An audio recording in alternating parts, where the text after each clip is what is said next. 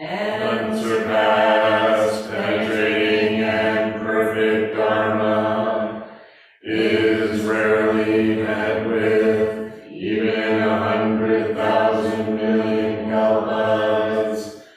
Having it to see and listen to, remember and accept, I vow to taste the truth about the Karta's words.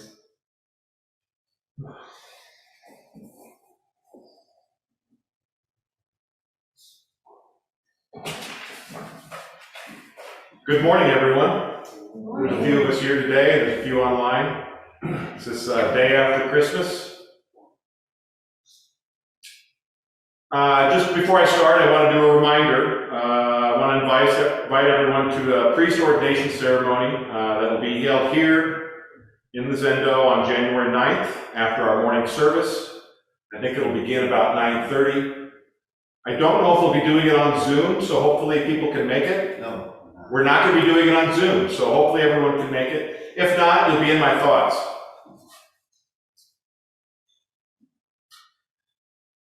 Well, there was a lot of things I wanted to talk about today. I got this book right here, Thich Nhat Hanh, Anger. And if you look at it closely, there's a great story about this. If you look at it closely, there's a burned edge right around here.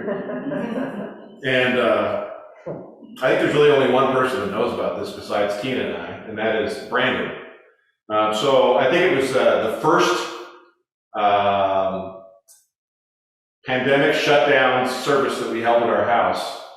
And, we had to kind of run around and get things ready so that they could be like here. So I could go on and a Shoten and a Jisha, and of course, if you know anything about our house, the room that we do this in isn't that big. And I had to have a side altar so that we could light the incense. And so there was just a lot of things going on that day in addition to all I had. And we were going to be doing the Daihishin Nirani that day. And I had this book, sitting on the side altar. And of course, we're running around, and I throw down the Daihishin Nirani, and of course, I didn't realize it's a laptop candle. And so we're doing all our thing, and then at one point in time in the service, we look back around and see this flame shooting up. And it was Thich Nhat Hanh's book, Anger, which was on fire. So,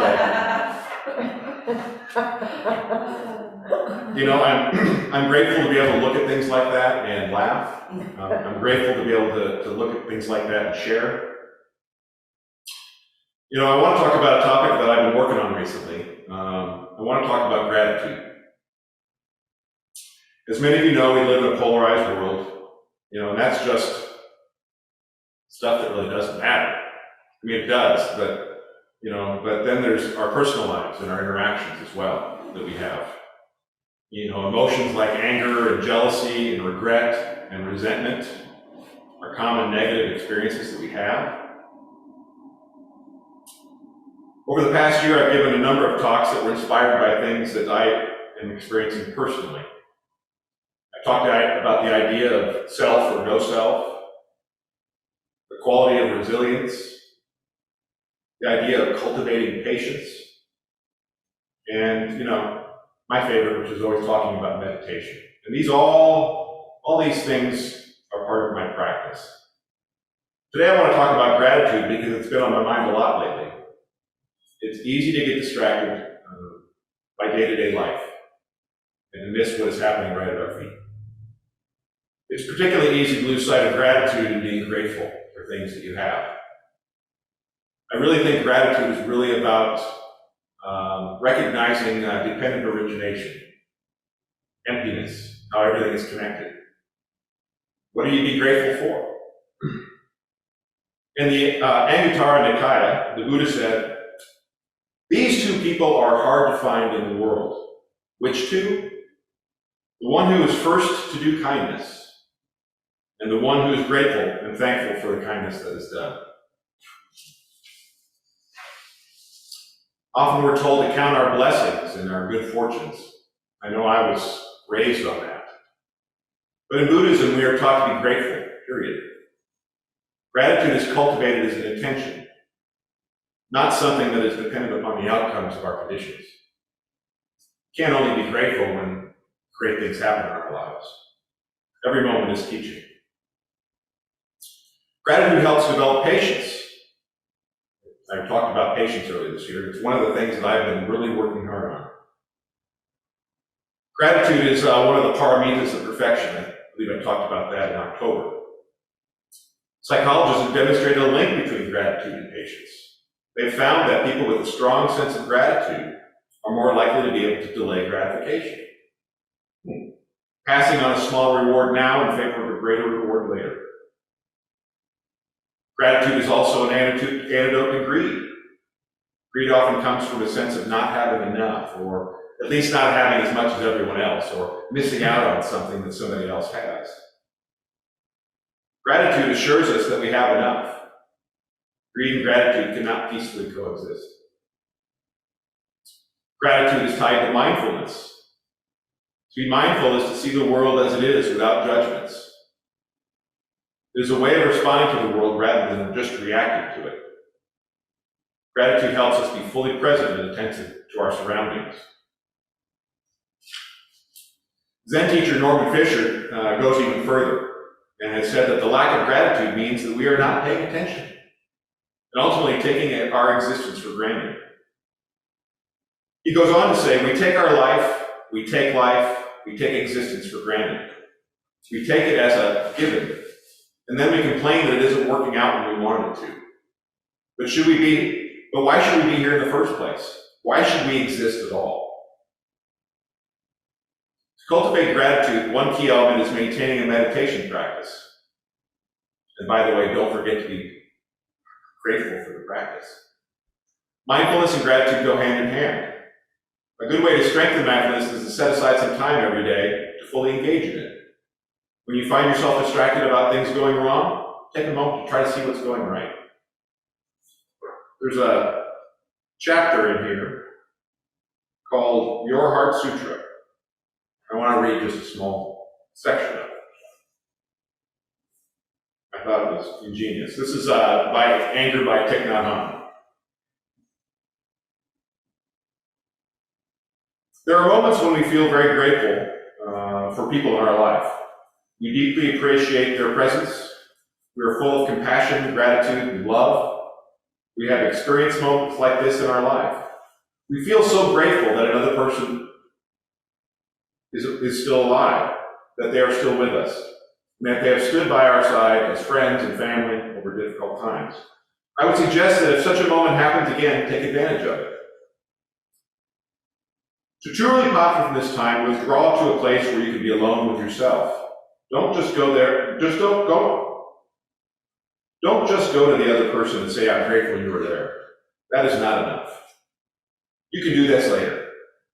Right at this moment, it is better to withdraw into your room or to a quiet place and immerse yourself in that feeling of gratitude.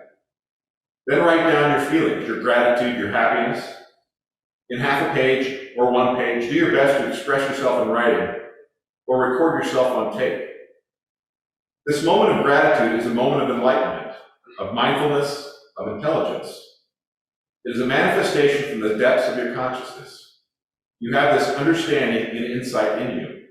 But when you get angry, your gratitude and love do not seem to be there at all. You feel as if they've never existed. So you have to write them down on a sheet of paper and keep it safely. From time to time, take it out and read it again. The Heart Sutra, a scripture that is chanted daily by many Buddhists, is the essence of the Buddhist teaching on wisdom. What you have written is a Heart Sutra because it comes from your heart. Not from the heart of the Bodhisattva or the Buddha, but from your own heart. It is your Heart Sutra. So I would encourage you today, this week, this year, the rest of your life, whatever works for you, I would challenge you to think about what you're grateful for. When we understand the universe of cause and effect, dependent origination, we use the connectedness of all things. We learn to be grateful. You know, I was thinking the other day, I was at the grocery store. I don't like to go to the grocery store. It's crowded. Not everybody wears masks. You know, it's kind of a hurry. It's after work. You know, the dogs need to get out. So it's just kind of a time to be kind of lost if you want to be. But as I was standing in a long line, another checker came and opened up another line, and he told me to come over. I came over and I put my things down on the checkout, and I actually had a moment of gratefulness, of gratitude. But I wasn't sure who to express that gratitude towards. Was it to the checkout person who ushered me over so that they could check me out quicker? Was it the smile that he had when he talked to me and was pleasant? Was it his parents because they had it?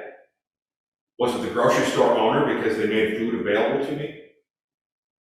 Was it the city because they created streets that allowed for people to drive to the grocery store? There's lots of things to be grateful for. There's lots of ways we can express our gratitude. I would encourage you to try that.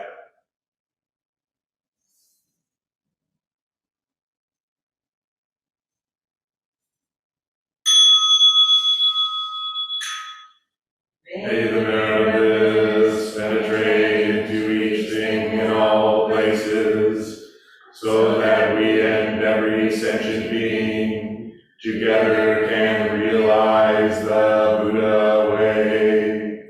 Sentient beings are numberless. I vow to save them. Desires are inexhaustible. I vow to put an end to them. The dharmas are boundless.